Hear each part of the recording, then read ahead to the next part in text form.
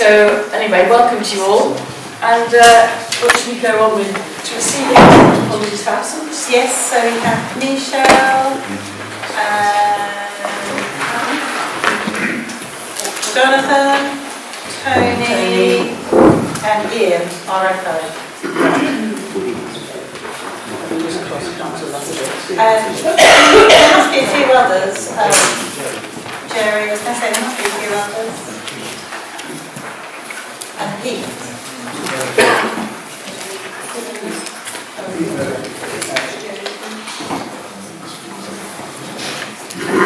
Okay. To receive any declarations of interest.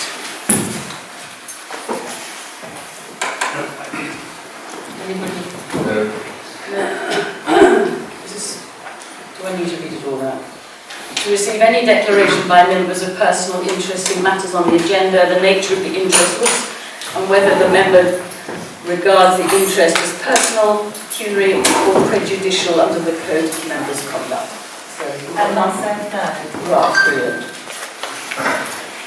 May we remind the public that this committee meeting is made up of parish councillors and non-councillors. Whilst councillors may be filmed, unfortunately, and recorded, it would be appreciated when asked by the non-councillors that the filming is paused. I think there are a couple of people on there that don't wish to be filmed. So I'll ask you to stop it one minute. After the performance last time, I do not want to be videoed. I didn't appreciate the still photograph that was put out, and actually the rather abusive comments that were put out about Bill shouting and swearing and being bad-tempered, which was totally appalling. What are you talking about? And I think also Jill Bishop doesn't want to be filmed if she's speaking. Okay, duly noted. Okay, well I just thought I'd let you know. It's not going to change things, but yes. What, you mean you're going to film them anyway? Yes. I'd rather you didn't, actually. Okay. Councillors. Are you allowed to do that under GDPR? Yes. You're allowed to film people without their consent? This is a public meeting in a public place with people talking about public issues. Nobody on this panel has an issue with anyone in this room hearing what is going on, so there is no issue with anyone else. But isn't there a difference between a one-off... Excuse me, okay Ben, we'll leave it at that. There are people on here who, if you're over a certain age, you don't have to be filmed. I'm very old, but I have to put up with it. But if you're not a councillor, you do not have to be filmed, if you don't want to be. If that's your understanding of the law, that's fine. It's not my understanding of the law, no. What are you doing with this? Why are you making this recording? Could I ask why you're filming it and who you're filming it for? Up to the chair. She wants to me to answer. Okay, I think we'll have to go on. Could I be answered? Why is he filming? Is he filming for the council or is he filming for himself? For himself and for you lot. Well, I don't want him here. So can we just say, members of the public, if you feel you're vulnerable and do not wish to be, as you are in the public, do not wish to be recorded at all, you put out your hand and state that before you pass on, make any comments, because Ben then does have to. Well, I just feel I'm in trouble. Shall we? Okay, shall we continue? Otherwise, we'll get to the end and No, bit you want to hear. Carry on. Can I just ask that it's respected that still shots are not done and people are respectful of and no inappropriate comments are made from that point? Okay. Going forward. Thank you. So just before we go on, can I mention this is now, when we change, we'll be going into a council meeting, at which point the public, after when we go into our council meeting, you will not be able to interrupt. So I suggest, hang on, let me just check what I wrote on this meeting. So Sue, as chair, has the opportunity to reopen the meeting for questions. So I'm going to recommend to Sue that when it comes to the presentation about the Sussex Bar, that you reopen the meeting then. So this public session will be, this public session will be for any questions on the agenda, the items on the agenda, except for the Sussex threshing barn. When we get to that part, Sue will reopen the meeting and Jay will be able to give his presentation. Is that okay, Jay? Yep. You get your presentation and the questions, and I hope the councillors will remember to hold back with their urgent questions and do that when we close the meeting. So I'm now adjourning the meeting to enable members of the public and councillors to address the meeting. This is a concessionary session, will be limited to 7 minutes. 1 minute per person will be allowed only, and if time permits, further comments can be heard. This is a for information session only, and no action can be taken upon these items. So does anybody have any questions? Sorry, I just like to make a correction on number 7. Okay, sorry, thank you. It says field 8, it should be field 9. Oh, field 9, okay. Thank you. Thanks, Mike. Has anybody else got anything, a question? Ben? Can we have some introductions? Because there's some faces I don't know around the table. You've not got face nameplates and stuff. I will. Would you like me to name you all? Is it Jackie Broad? Is this to go on film, is it? Yeah. I'll do it in my best English then. Jackie Broad, Carol Biggs, John Fenton, Jackie Harding, Bill Maynard, Jill Bishop. Oh, I'm doing well. Brian Banks, that's me. Clark, Mary, Bob Russell, David Cooper, Peter Sargent. How's that? Excellent. Okay, anybody else got any questions? Okay, so we'll reconvene the meeting. Okay, can we agree the minutes of the 25th of March as a true record? Chair, can I? Yeah. On SFF C2512, Which bit? 7. 25, 12, we're getting there, 10. Oh, go. Yeah. Okay. There's a couple of corrections, to be honest. I wasn't sure about some of the numbers. Okay. Exactly. 18,000 church burials, but there's also 4,000 cemeteries under local authority.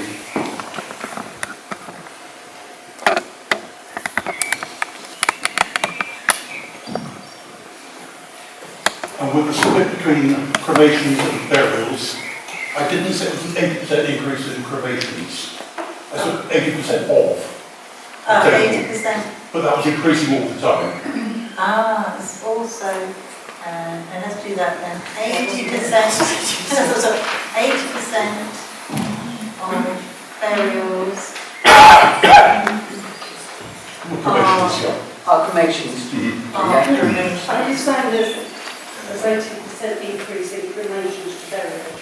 No, I thought he said there was 80% increase in cremations burials, but It's 80-20. 80%. but it is increasing. 20 burials. Okay, so it's 80 to 20. Okay. Okay, sorry about my school. That's all right. Is that it? Carol, I wasn't present at last meeting. Okay. I put it down as apologies. Oh, sorry. Are you in the top as well? No? Sorry? You haven't, but you listed you at the top as well, so. Oh, let's put you in there. Thank you. And let's cross you out. There we go. Anything else? Okay. So can I ask councillors to vote? Oh yes, can you vote, do you all agree that the minutes are correct? Councillors. Councillors. Well, I wasn't here, so I don't know. Not two. Okay. Okay. Now we go on to the finances. I'm afraid I have to defer that because Okay. the RFO is. Okay. General maintenance issues. Can we have an update on the maintenance work carried out, please? Jackie? The volunteers and Steve are carrying out day-to-day maintenance, mainly repairing fences and stuff along the site. Okay. Planning issues. That will be David. Awaiting response, David. Yeah.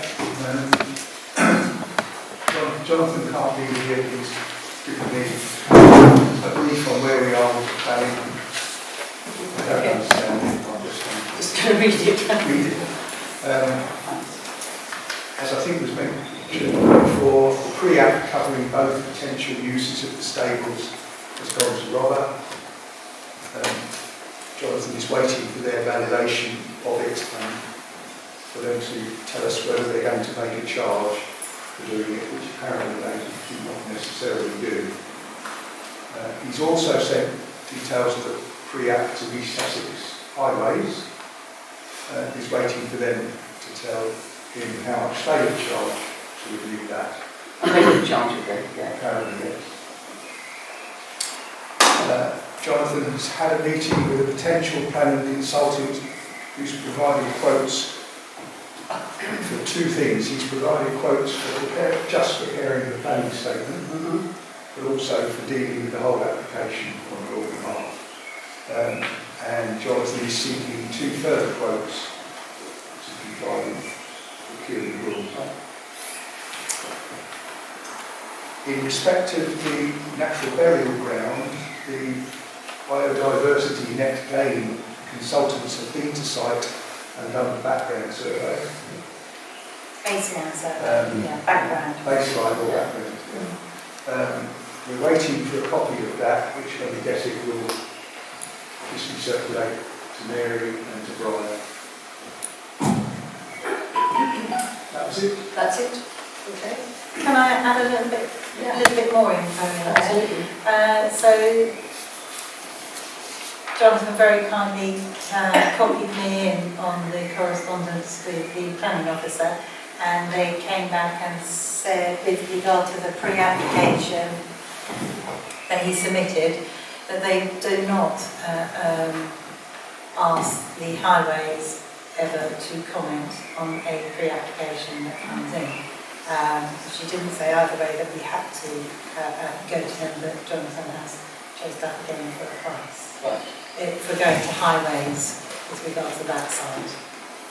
Because initially we just thought, if you remember the conversation, we were just putting in, we agreed you'd put in a pre-application for everything all together, and hope that the highways people might be included, and also ascertain, because you were asking for pre-application advice on other things, in addition to just the change of use of the stable, you're also asking for retrospective planning permission for their comments and initial thoughts on the fact of the community garden and for the nuttery and the community orchard. So it wasn't just the change of use of the stables, it was all of that hadn't been asked about before. So he then chased up the highways department of it for a price, which is, they were looking at initially over £1,000 initially, but we don't know what they will finally say. That was the highways. Yeah, the other part should be free, except we have passed a lot of free application advice, but not, they've been over the time, so. Okay. So that's all. Okay. Current activities. The pop-up pub. To note the following dates. May the 23rd to the 26th, which is the Friday to Monday of the bank holiday weekend. June 13th to 15th, that's Friday to Sunday. July 18th to 20th, which is Friday to Sunday. August the 1st to the 3rd, Friday to Sunday. And August the 22nd to the 25th, which was the bank holiday weekend, which is Friday to Monday. So that's the pop-up pub, which will be in its usual pop-up place. On St Francis Field? Yeah, by the hub. Community garden. To approve the creation of a small tranquil garden sitting area in front of the barn, which is used as the community garden cottage shed within the community garden in field 9. Does anybody have any objections to having a small? I think it's not costing us anything because it's we've got a before, haven't we? A pond. Yes, we've been donated We've been noted a pond, so it's just got to be. yes, and also some planters Yeah. as well, wildflowers. Do we need to approve it by a vote, or do we just say? No to approve. Okay, just so does everybody approve of the little ponds and the tranquil gardens? I think 6. So now I can do reopen the it's not a threshold bit, so we can be it's not a public part. Yes, okay. So future ventures. So Jay, it's your turn. Oh, already? Yeah, absolutely. So we get through this quickly. So the Sussex Threshing Barn presentation. I'm just going to sit over there so I can watch at the same time. All right.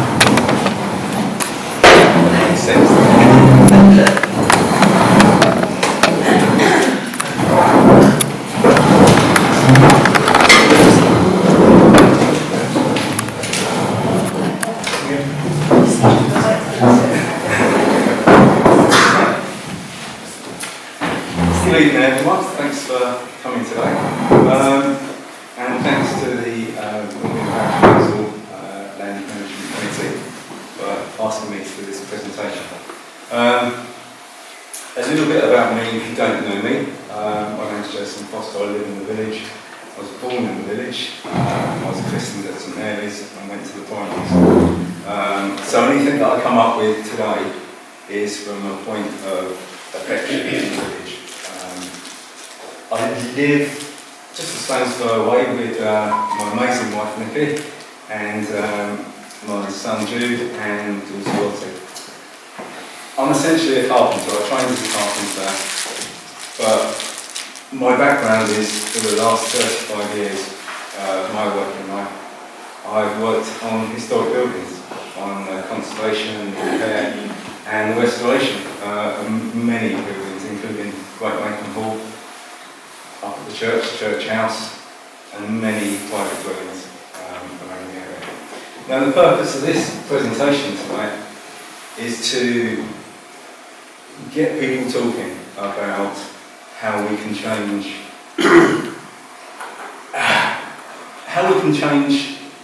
getting involved with St Francis Field. There's a void, there's a vacuum. I think many people feel it. We need something that can, by using this barn, we can start to bring St Francis Field into the community and the community into St Francis Field. We need a vehicle. It's not there at the moment. My gut feeling is, if it was there, it would have been utilised now. I know there's planning issues and we all know this, but I think there's a better way forward than the buildings that we've got. For the purposes of this presentation, I'll be referring to that barn as a community pub because I think that's the best option. The final option is up to the village and it's up to these guys what is the best use, but I think it's a community pub is what we're missing as an amenity, so I'll refer to it as that. So basically, yeah, if at the end of this presentation you guys can take away the fact that you can start talking about it and these guys here can start discussing possibilities, I think that'll be a plus point for the future. Right, this is the Cowfold Barn. It's a 15th century oak threshing barn. Threshing barns are known for their big pair of double doors in the centre bay and on the other side. So when you, back in medieval times, these were given to tenant farmers by the lords of the manor to process their crops. So in the first way, you'd have the harvested cereal crops, which would probably be wheat or rye or oats or barley. And in the centre bay, the big doors would be opened up on both sides. You get a through draft through. So when you're threshing the corn, it separates the chaff from the grain. that breeze that comes through.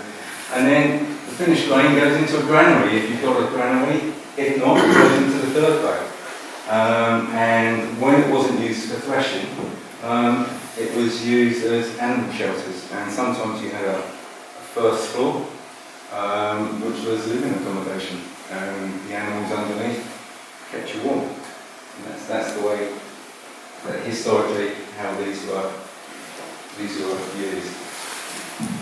Farming communities up and down the land, these would have been community hubs. These would have been, if you earned your living on the land, you got your food off the land, you earned your wages off the land. Farming communities, these were a community hub back in the day. This particular barn was built in 1485 and sited on a farm in Calfold, West Sussex. Think, if you can imagine 1485, that was standing 90 years before Queen Elizabeth comes to Northiam.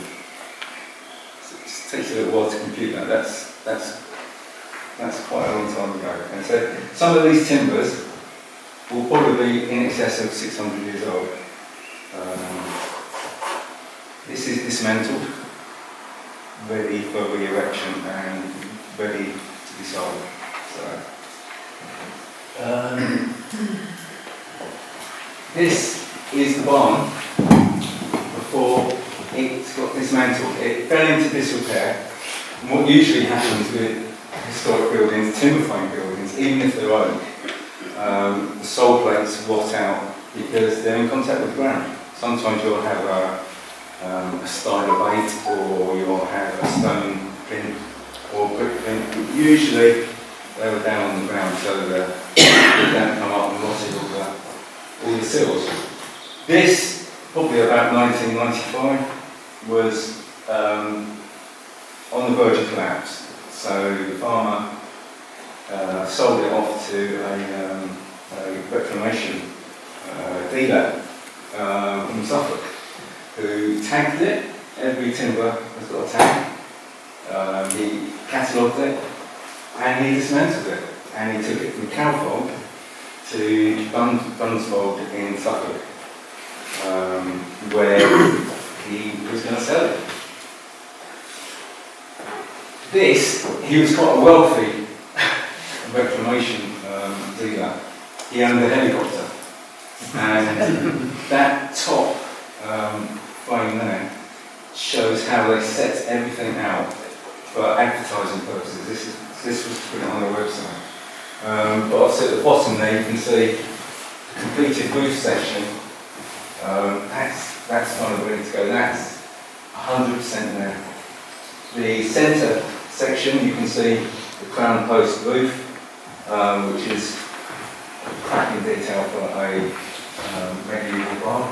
At the top there, you can see around the roof itself, you can see the sides, how the sides are jointed. You can see the pointed posts on each frame. Underneath there should be the sill plates, but they're not there. They're rotted away. So this is about 85% complete. Then another 15% of timbers to find in order to frame the whole thing together.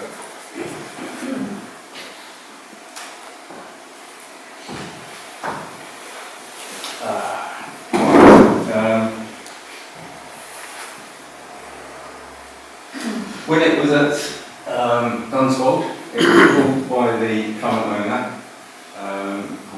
who also lives in West Sussex. He bought it, had it shipped down to the Wilden Down Museum in Singleton, West Sussex, where it was assessed by their carpenter in residence, Joe Thompson. Joe's done an amazing job. I've seen the report. He's even detailed the knife that was used to make the carpenter's marks. I always thought carpenter's marks were made with chisels. Not this. It seems like in medieval times they were in a hurry as well. So they had a short bladed knife with a wooden handle, and as the blade came up, It was 40 over 90 degrees, so they could just score the carpenter's marks when they needed it. So he's gone into that detail. He's also shown how the weatherboard, by the external studs and the horizontal shading, he's shown the size of the original medieval weatherboard, which was 9 3/4 by an inch. So, and he's done exactly the same with the roof patterns as well. So he's done a really good job. So what's included in the sale of the barn? And how much, crucially? Back in October of last year, I went over to see the current owners, a lovely couple in their 70s. I spent probably 5 hours over there. They made me lunch, and we got talking. And what they have there is 5 stacked piles of these timbers of this threshing barn, covered in tin to protect it from the weather. So we have the frame of the barn. They also got all the weatherboard cut for the barn, cut to Joe Thompson's exact sizes for the historical sizes. That's all in stick. It's all been air dried. It's been air dried for 7 years. A whacking great pile of weatherboard. Exactly the same for the roof patterns. He's got all the roof patterns to complete just that barn. And he's also got handmade clay tiles. No ridges, no hips, just enough clay tiles to do the roof. So we got around to talking about money.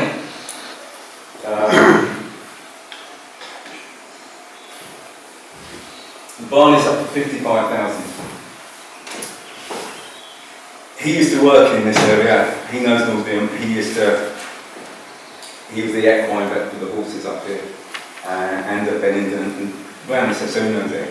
I said that we may want this for community use, and they would love it to come to Northiam. I said, what would you take for it? And he said 50,000. So we're down to 50,000. Now, as a side note to that, to use this barn, we will need to break some eggs. We will need to open up the hub at St Francis Field. So there is a chance that if we can use the Kent hay tiles off of the kennels and the offices to do this, then we don't need his handmade tiles. And in my estimation, that's probably about 9 to 11 grand. So we could reduce that 50,000 to 40,000. It's something to discuss. I haven't spoken to him about it, but it's an option. So how much would it cost to repair and replace the missing timbers? Well, Joe's done 70% of the repairs to these timbers that are stacked in this yard. So what we need to do, or what Joe's given an estimate, back in 2023 he gave the owner an estimate to repair and replace the missing timbers, to frame all those timbers into the side frames, to raise the frame and fix the roof together with pegs, and the cost of transporting it from its current home in West Sussex over to Northiam, and that is approximately £27,000. So we start to get some numbers generated. As a side note to that, and this is only something that can be sort of discussed with you guys, have we got the necessary skills within the village to use Joe Thompson just as a consultant? Could we collectively put this thing up together? Don't know. Something to discuss. this slide is the elevations. This is just my interpretation of how it could be used as a community park. The size, the front elevation is just under 10 metres long. The return elevation is just under 6 metres long, and we're about 3.85 from the bottom of the sill right up to the eaves. Now, I put that on a brick plinth to get more headroom inside. So you could add an additional floor inside if you needed an area upstairs as well. So that's the reason why it's on a higher plinth. On the exhibition table at the back, there's a small 1 to 100 model that shows how we could add an outshot extension to the side to house some toilets, and a rear aisle extension all the way around the back. Very similar to, if you know Small High, the barn theatre there, very similar to that. And then that aisle extension at the back can be used as a kitchen. So you keep the floor area of the existing barn just for a pub. I've omitted chimneys just for clarity.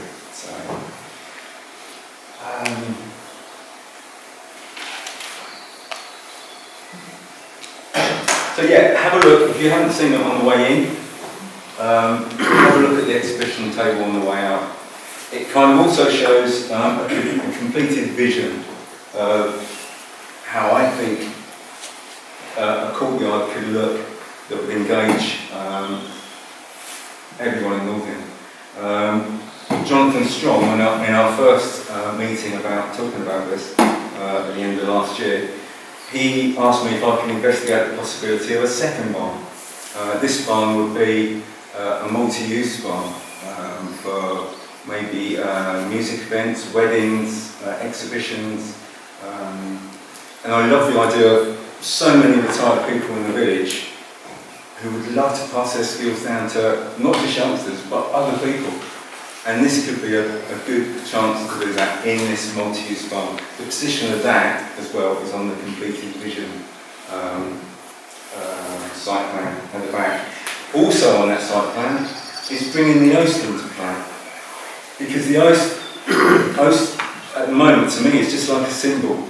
It's a symbol of St Francis Field, but it does very little. It's not earning its keep.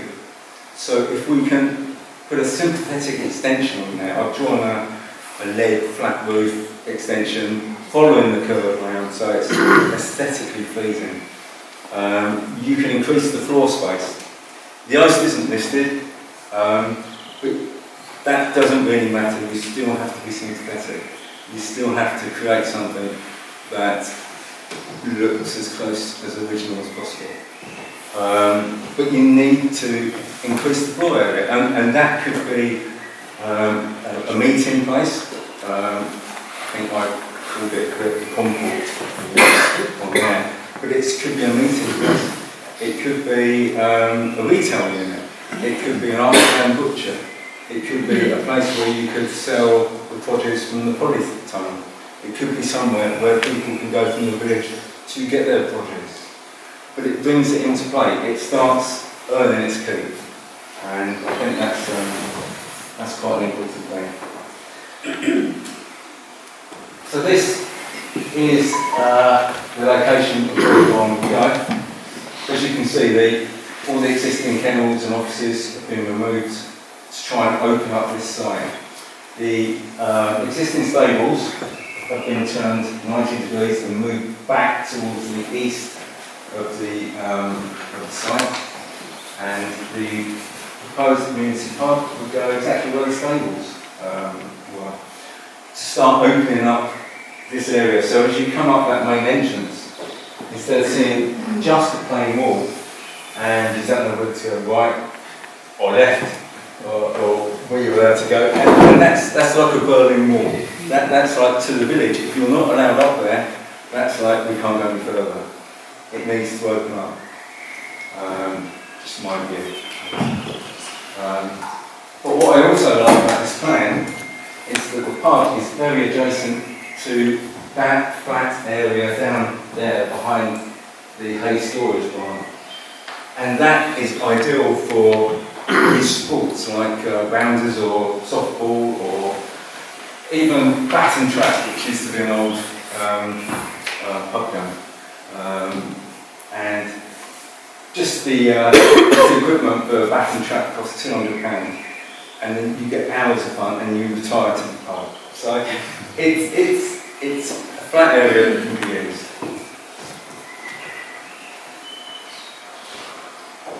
So, why use a historic barn? Number one, it's achievable. It is just one building. One building that needs planning, one building that needs funding. Sounds easy, it's not. But it is achievable.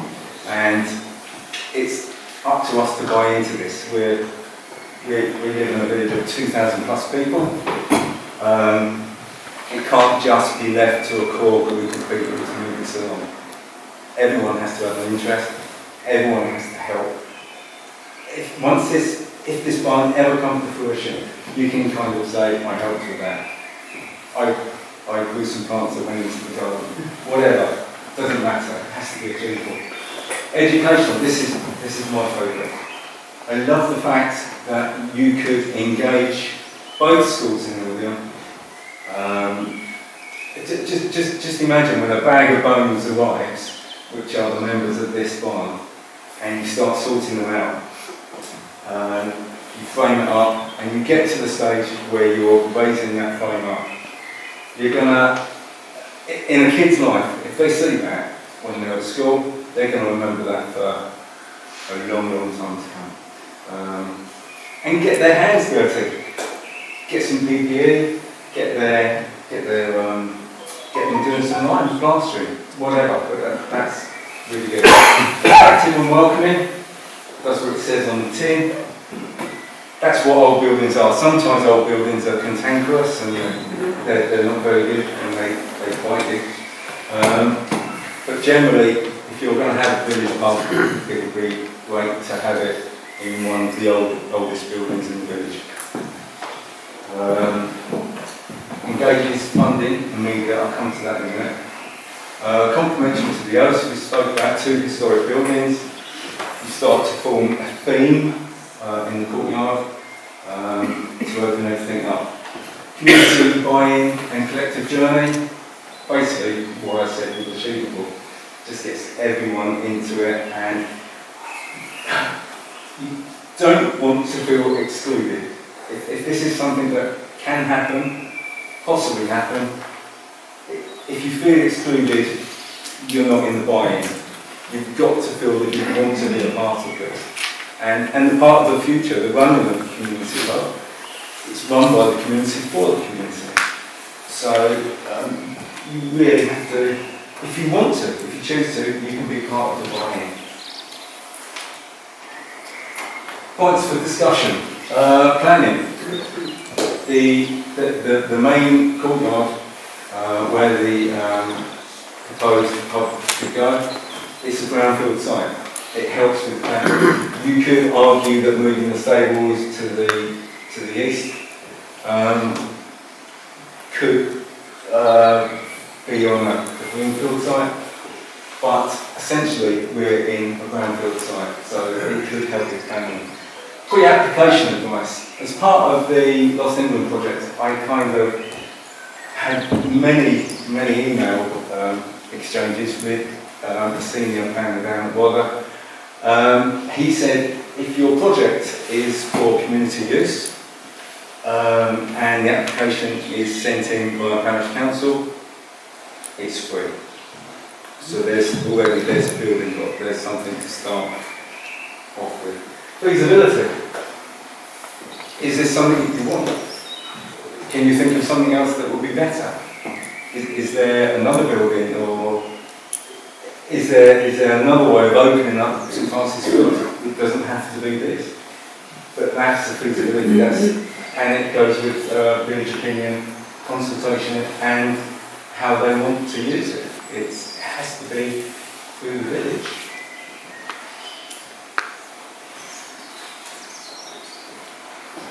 securing funding for the barn purchase. Very close to the end. Buying a barn in Northiam to add to your property or your house this isn't the first thing. They've done it at Dixter. Back in 1911, Nathaniel Lloyd and Edwin Lutyens went over to Bennington, spent 60 guineas or whatever it was on a yeoman's house, added it to Great Dixter. Great Dixter, the original building, somewhere around 1460. So it's not a new thing. And when you talk about funding, talk to the guys at Great Dixter, because back in, as many of you know, back in 2011, 2012, they got £8 million of funding to restore the Great Barn and to add educational facilities up there. £8 million. Only 3.89 million of that was Heritage Lottery funding. So you've got £4 million that's come from somewhere else. Where's that come from? Individual donations, other charities, who knows? It's something to be discussed. The addition of capital funding. Capital funding, there is a foundation called the Garfield Weston Foundation that funds capital projects relating to community, heritage and the environment. We've also got the Architectural Heritage Fund and the National Lottery Heritage Fund, both of which require an expression of interest from a parish council or a charity like the CRC.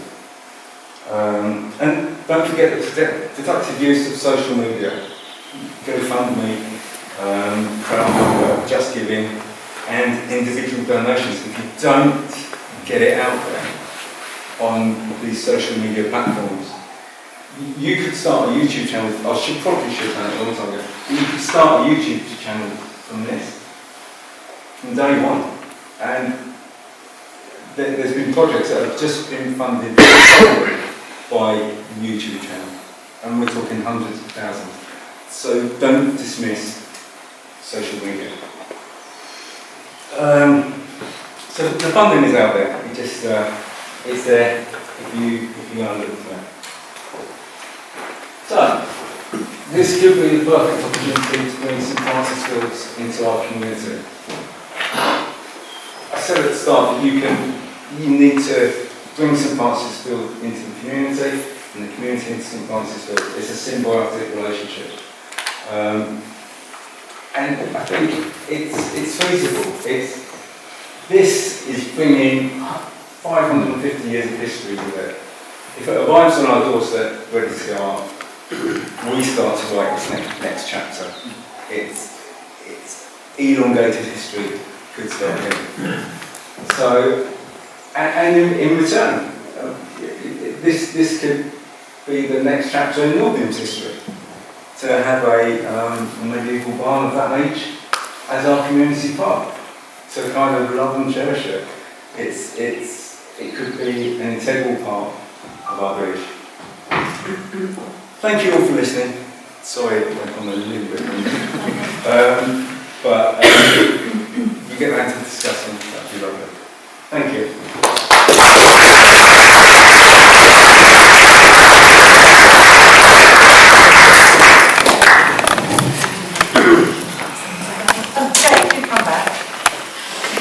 You might have to answer some questions, Jay. We can't answer them. Does anybody have any questions for Jay? Silence. How big is it, Jay? How big is it in square feet?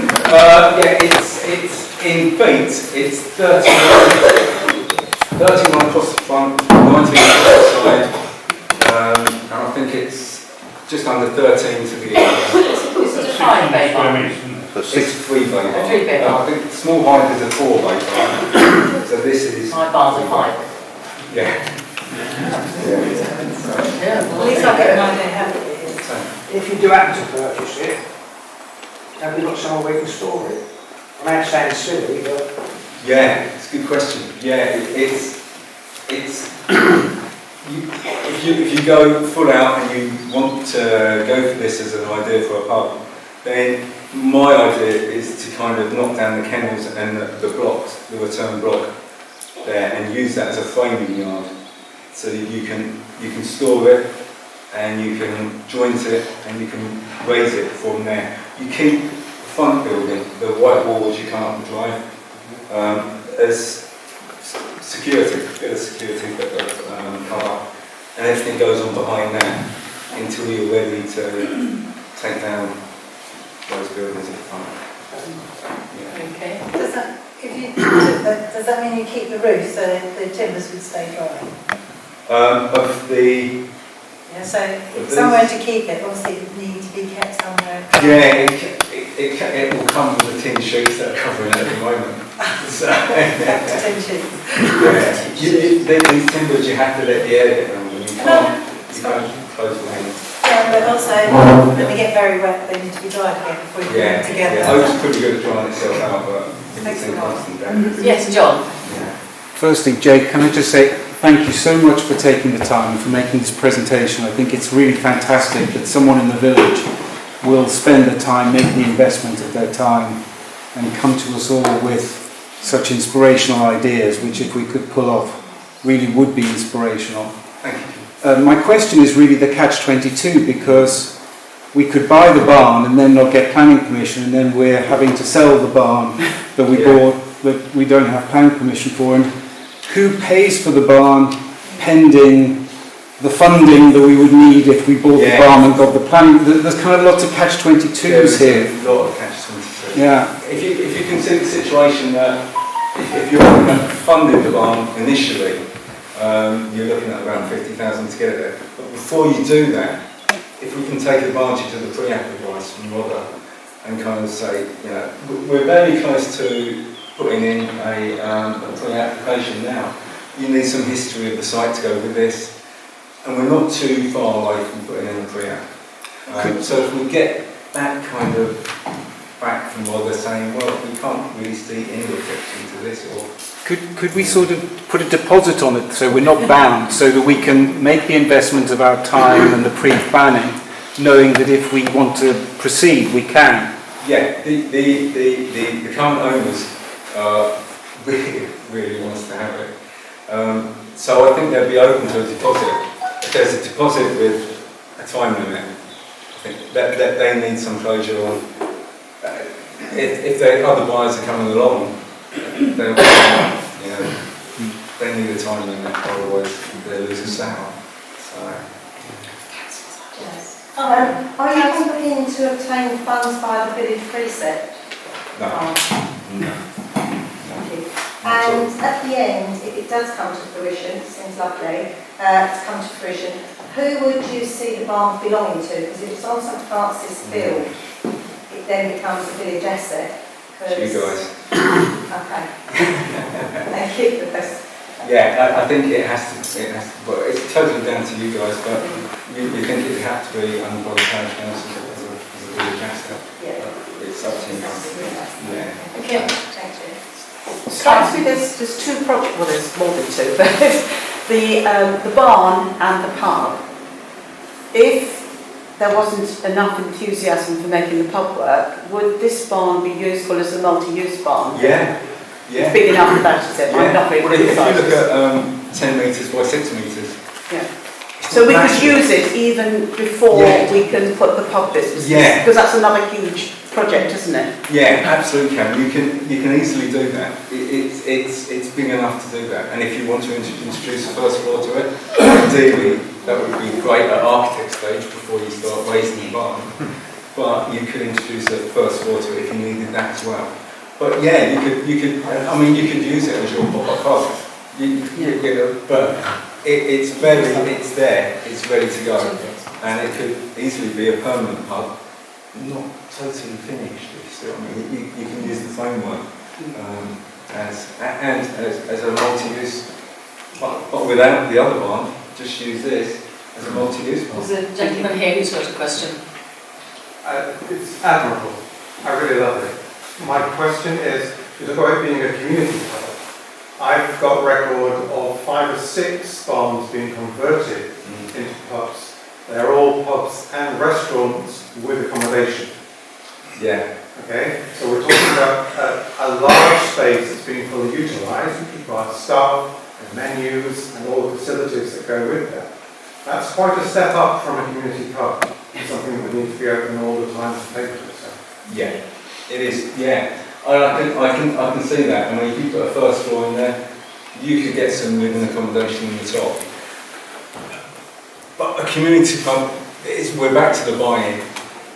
Are we going to pay for a manager to run it? Or how is that going to work? These are all kind of rabbit holes that we can go down at the moment. And they're all valid. They're all valid points. But this is something that needs to be sorted out as we probably go along. I know exactly what you're saying. The volunteer basis to keep it going as a community pub. If we purchase the Muddy Duck, I don't think it's ever going to happen because he's taken his football and he's gone home and he's not playing with us. And I don't think that's ever going to happen. So we have to try and create something ourselves and make it work. There will be lots of those hurdles, but you have to make it work. How do we measure the community interest? Because we can all go away and have the conversation, but how does the parish council actually measure in meaningful terms the level of enthusiasm? Because people may come and say, "Oh, it's great, love it," but when the chips are down, will there be the community interest? And I say that because the Bell in Iden is for sale. It's been for sale for donkey's years, and the village there have formed a group to try to buy it. And they've been trying for years to raise the funds to buy the Bell in Iden. I think it's the Bell anyway, the pub in Iden, it's for sale. Yeah, that's 600k, isn't it? It's 600. Well, this realistically is going to be $250,000 plus, isn't it? By the time you do the groundworks, the extension, you have to fit it out, you have to have equipment. So I think realistically we've got to say this is $250,000 at least, realistically. I think you can shade it. I think you can shade it at 200,000. I think you could 200, something that you can use. 250,000, yeah. With the groundwork. Yeah. But yeah, I mean, if 600,000 to buy the pub in Iden compared to this, it starts looking good value for money. Yeah, no, it does. No, it does. Do you think you can get a premises licence on this? Yes, sir. Premises licence. I have no idea. This is something Imagine there's no pub. No, that's right, yeah. I mean, my idea of a community pub book is it opens at 9 o'clock in the morning, closes at 11 o'clock at night. The licensing laws, if that is, I'd like it somewhere that people could go, I've got to take a cup of coffee in the morning. Not for alcohol, not necessarily for alcohol, but it's one that's a community pub. Now, I don't know the juxtaposition and how that works with the licensing laws. That's something I think there's 2 or 3 little problems to start with. One is the noise pollution from inside the pub and outside. Local residents there would complain. Object licence. Noise pollution? No, she said might. Yeah, might. We've got dark skies. With something like this, when you advertise kind of all it. Not necessarily. Not necessarily right. Well, normally people try to solve stuff, they want to advertise it. What would be the difference between this old building and the old building that is used for another community club, or Great Dixon, or Fulham College when you go past there one night? Okay, the third item is the traffic movements. We're restricted on that site. You are restricted on that site, but there has been from East Sussex County Council saying that they can see no reason, because of the where Bill's Lane is, they can see no reason why you couldn't have an exit on between the sand schools, exiting onto Bill's Lane, because for as long as the displays are okay either side, you've got 100 metres leading up to the road, which is essentially two-way traffic. It goes narrower after that. You've got clear vision up to into the main road. So there is light there. East Sussex County Council have said that. One. Sorry. No. Do we want to invest in a pub? Up to you guys. This is the what I'm consultation. saying is, all I see around the country is the destruction of pubs. Yeah, you're spot on. 7,000 closed in the last 10 years. Yeah. Also, pubs do better when most pubs do better when they're serving food. Yeah. There's 34 pubs a week closing. Sorry, a month closing. But do we get to a stage where we're happy for that to happen? It's inevitable. Are we, as a community, are we happy for that to happen? I think the government is quite happy with that. But as a community, are we happy for that to happen? I don't know either. And that's what I love pubs. Yeah, I know. But can you envisage an England with no pubs? Yeah. Yes, I can. Really? I can see it happening. Really? Yeah. I take issue with it. Okay, I say that as an ex-owner of a pub. Yeah. Okay. I still take issue with it. I don't think. I think you've got the campaign for Real Ale. You got. There's lots of love for pubs. Why not try and buy it? Sorry, I think we get off the whole idea if it's a pub or it doesn't have to be a pub. It could be something else perhaps. And I don't think pubs personally work that. We have some more questions though. Yeah. Okay. Sorry. John. Jay, what is your vision for the erection of this building? I mean, you mentioned that everybody's going to be involved, but what does that actually mean? It's just basically getting it out there on media, so people that can't come can actually follow the YouTube channel to see what's going on. Because there'd be a lot of effort in jointing this thing up and raising it. So if you can have a catalogue of it on YouTube, anyone that can't get there can see what's happening. The practical erection of the building, how do you see the vision? Do you have a vision? On the skills. The skills involved. Yeah. Well, it's back to that thing of do we use Joe Thompson as a consultant? Is there enough skills within the village to actually? I mean, we know there's a lot of skills in the village that can put this together. So do you think then that the figure of 200,000 that you talked about, 250,000, does that include the erection of the building by volunteers?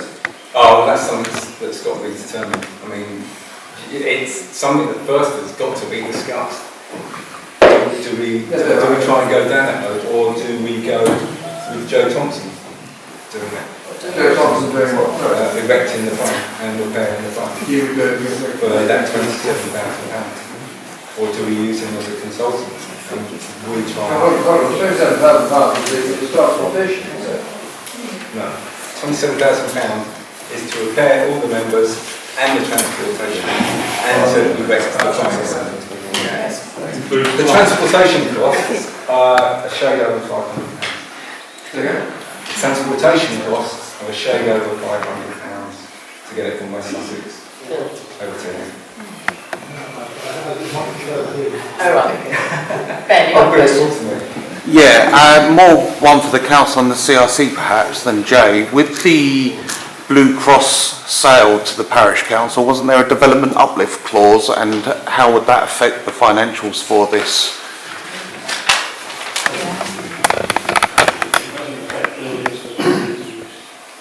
Doesn't affect buildings for community use. Doesn't affect buildings for community use.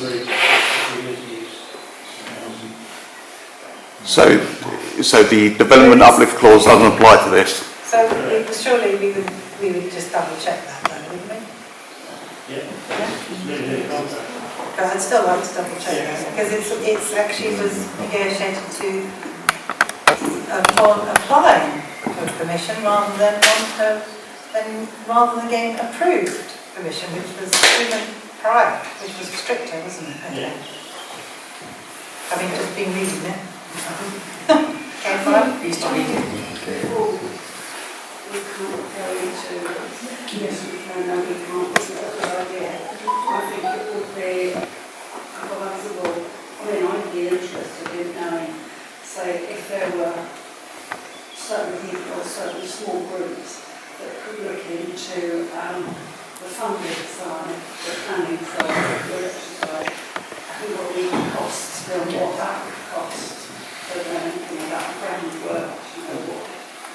So I'd like to have all my ducks in a row before you send to the village. What do you think about this? These are the approximate costs, these are this is what we're going to do. I mean, I'm just thinking of the Bramford side institute doing all the university things, which can be fairly costly. Or does it only apply to greenfield sites? You have to do biodiversity, don't you?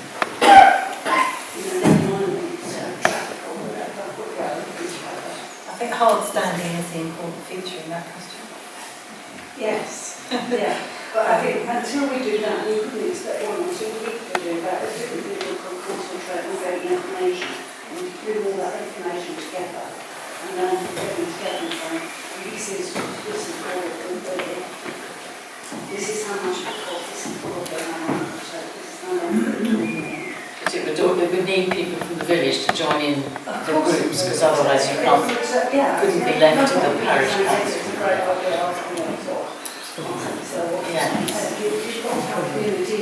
You've got to have people who want to volunteer to do this.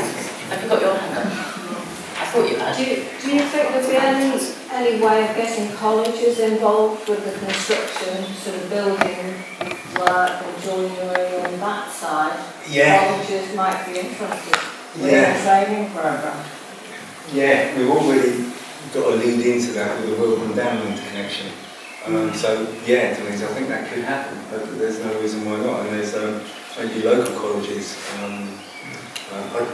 can't remember it now, but there is a local college that does courses in. It is over near Tate Fencing, isn't it? There's a place up there. Yeah. There's a place up there that does. Yeah, I can't remember the name either. So no, but yeah, back to the education. And perhaps not necessarily being a pub, perhaps sort of workshops and coffee shops and that type rather than a pub, or just have it as a pop-up pub so in it sometimes and the rest of the time use the. Yeah, it's back to what Karen said earlier. You can, if you've got your building, if you've got your structure, you've got your history, you can use it. You can introduce what you want to do. It's not bang, there it is. It may take a bit of time to find the use for it. Okay. I think overall it just depends on whether we can get enough funding for the construction and buying it. But moving forward, whatever you decide it's got to be built in a certain way that it is functional and that it will be making some money so it can maintain itself. Because with any old building, there's always going to be ongoing repairs, as we all know with weatherboard and old buildings. And I'm not, we've got to make sure that if you are using it as a pub, it can't really be a pop-up pub. It's got to be commercially viable, and therefore having the plinth, making a bit of accommodation upstairs, which maybe gives some accommodation for the person you need a manager to coordinate, even if it's volunteers to run it, and lovely to use it all the day round, for coffees and what have you, and crafts and what have you. But it's got to work for itself once it's there. And having that living accommodation above helps offset the cost of managing it. I mean, it's costing so helpful.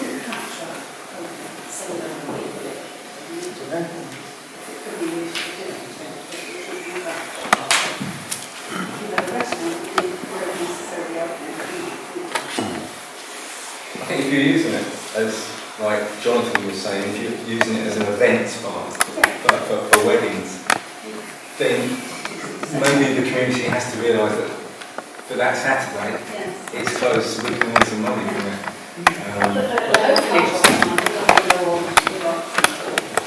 No.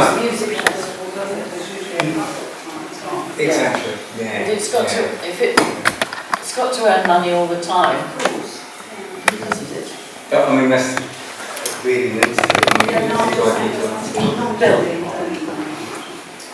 I think that at this point in the evening, Jay has done a phenomenal amount of work. It would be really helpful to understand beyond the CIC and the councillors, from the other people who have come along this evening, what the appetite is to actually say they will stand shoulder to shoulder with Jay in taking this forward. When talking about something, this in broad terms with somebody, they said, well, can anybody identify the question for which the answer is a 1485 threshing barn? And it's quite a complex question other than to say that, well, 1485 was the year of the Battle of Bosworth, and it was the start of the Tudors. And we're celebrating the Tudor reign. If it wants to be a pub, we could get a better building for a pub. If it's a community dance studio, we could get a better building for a community dance studio.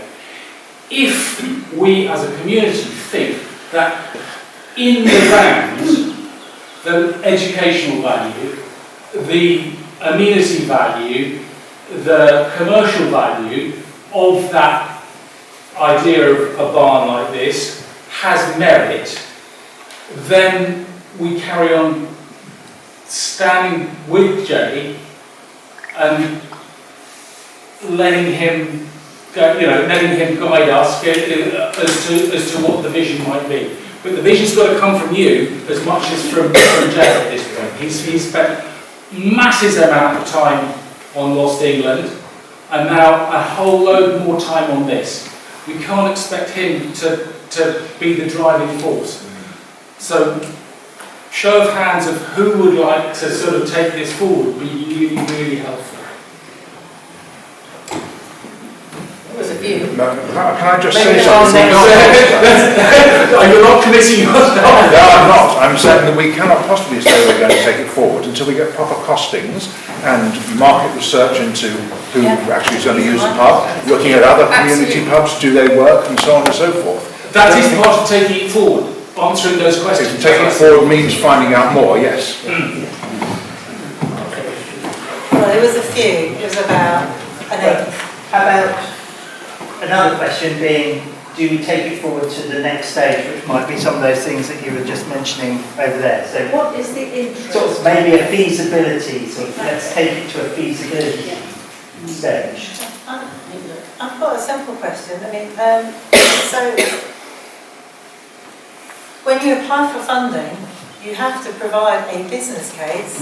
You have to have a business plan, so you'll need to know what it's going to be used for, because they're going to reject your application if you don't say it's for a pub, and then it's not big enough, and it doesn't have accommodation and all those sorts of things. So if you open a pub, you have to make it become more expensive because you need another floor, so you get your manager that's cheap is going to be community. If it's not going to be any of those things, it's just a barn that you put up partitions according to what you might want to use it, and then you can move those around. That's a different prospect altogether. So my thing was, for a business plan, for a grant package, you have to have a pretty certain idea, even if it's.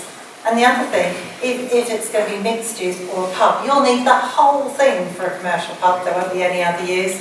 And even a coffee shop, as I know from one of my other councils that was looking at taking on the mill that had been restored, which is probably about half the size. It wasn't big enough to make a coffee shop viable that was going to open on a national walking path, the Saxon Way. It just wasn't big enough. I was fell over backwards, but you need an incredible amount of space to make something profitable. So if you're going to go for a commercial use, I think, so if you're going to take it forward, you're going to look at business cases for a pub, For a coffee shop, you need to, one time the lady came round and advised us and said how much space you needed per table, blah, blah, blah. And then your other uses, and then look at whether you're going to find it something. It's ridiculously cheap to actually buy, but the rest of it is very dangerous, isn't it? Yeah. So, I mean, I was going to ask about business. You need a business plan. If there is plunky.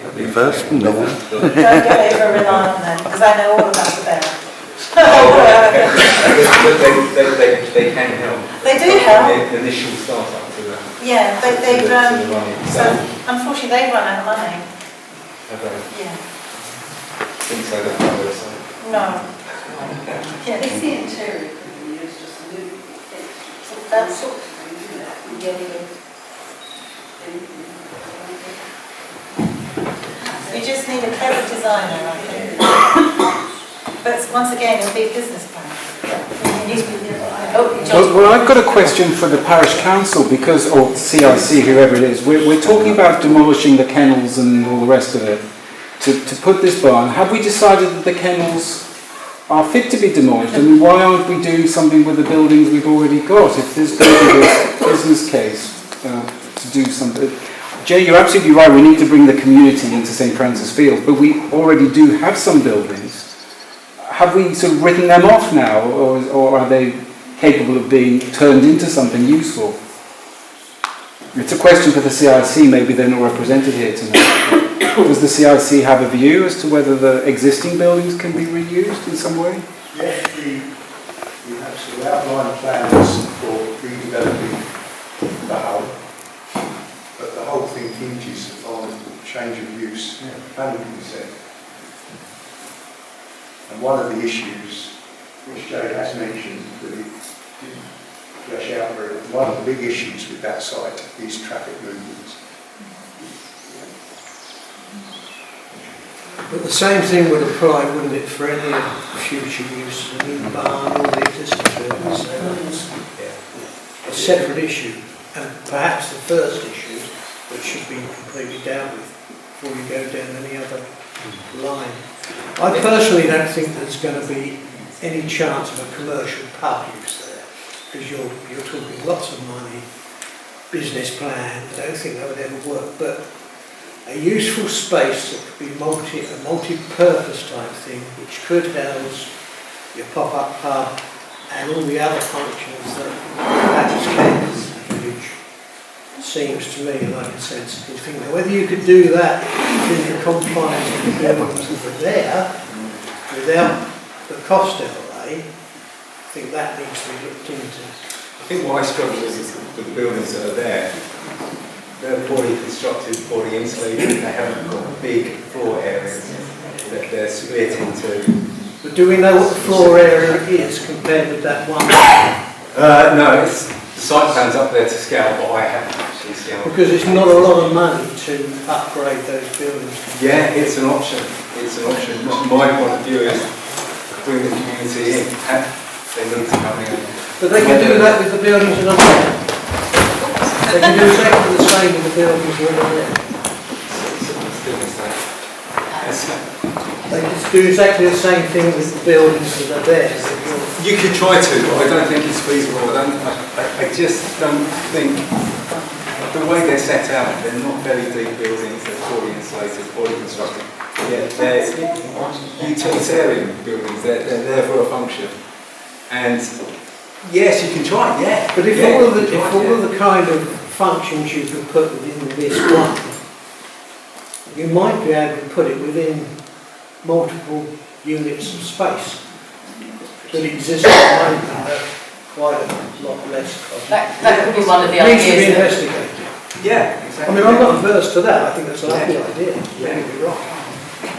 Anything that brings the community, there's that void, and it just needs the community coming in. Yeah, but I don't think the void is the existing buildings creating a void. Once you get to the point of getting people into doing something there, I don't think that particular building would be any different to using the existing building, provided there's a similar floor space. Yeah, yeah. Joe. Can I ask one last point, which is a bit of a downer, I'm sorry. So if everyone's considering it, if it comes to the parish council, I was wondering what happens and who's end up holding it, holding the baby, if it all goes, that terrible expression, after a few years, it's up. Yeah. Well, and what is the exit ideas? There's something that everyone would have to think about as well. Yeah. Let me put my cards on the table. I've done a tremendous amount of work to get it to this stage. I run a business. I've got a young family. There's a lot to consider. Married life. I'm happy to be part of the team, but I can't spare the time to lead it. Right. That's cards on the table. I'll be part of the team next time. Well, I think we've all had a pretty good listen to what and seen what can be done.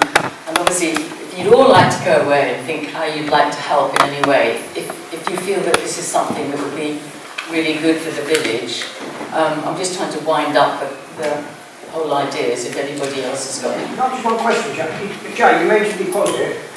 What was the deposit figure that you would want? We didn't discuss deposit. That was waived by someone else. No, you said about deposit, and then hold it for length of time. Yeah, I haven't asked that of the current owner. But we've got this relationship that he would be open to that. I'm sure he'd be open to that. Whatever the figure is, you know, and if it was 20 grand, he'd hold it for 6 months. Give us some time to raise the rest of the money, whatever. I think he'd be open to that. It's so meaningful. John's got a question. I just say, we have here in this area a fantastic village hall, a large village hall, which we as I'm on the committee there, we are continually trying to fill it with and get all the rental incomes or whatever. So we would be in some way probably competing with what the facilities that are there. We've got to be careful if we're going to go ahead that we don't compete with one another. Yeah. This is a very big, the biggest village hall in East Sussex, I think. Yeah. No, I understand that, John. No. Primarily, the reason for doing this is to introduce people to sustainability in a way that. Yeah, I understand. And would you rather them not be introduced into sustainability in a welcoming fashion? Absolutely not. Exactly. I mean, you've got to. The village hall's been here for decades. It's been here for a long time, since the 70s. 75. Yeah, 75. So it's been here for a long time. It's been in constant use. It's been updated. It's new floor, new lights, new projector. It's well equipped. Would you rather say no? Don't bother with it because this is just. I'm not saying at all. No, so where do we go? The facilities that the village hall offer are similar to what we've been talking about tonight, apart from the rock power. Yeah.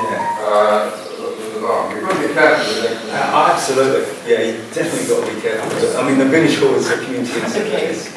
One. So, the original consultation that was put out to residents when the then council was purchasing St Francis Field did have a vision of using the storage and whatever the batteries there along as a community, public courtyard, and buildings with shops, workshops and stuff like that. That's what the whole village received and voted on. Unfortunately, it's my understanding because of the change of use, that's what's delayed it all. So there always was the vision. You know, I received this through, I wasn't a councillor, but I received it through my letterbox, and that's what the vision was then. So it's a similar thing to what you're saying, Joe. Obviously, you're just looking at a different fabrication. And a simpler one to that one. I mean, that one is, Rob's done an amazing job doing that. He really has. But this is a lot simpler, more confined. We're looking at a central courtyard that you can engage. Okay. Thank you. Yeah. Thanks, Jay. Well, thanks very much for answering my question.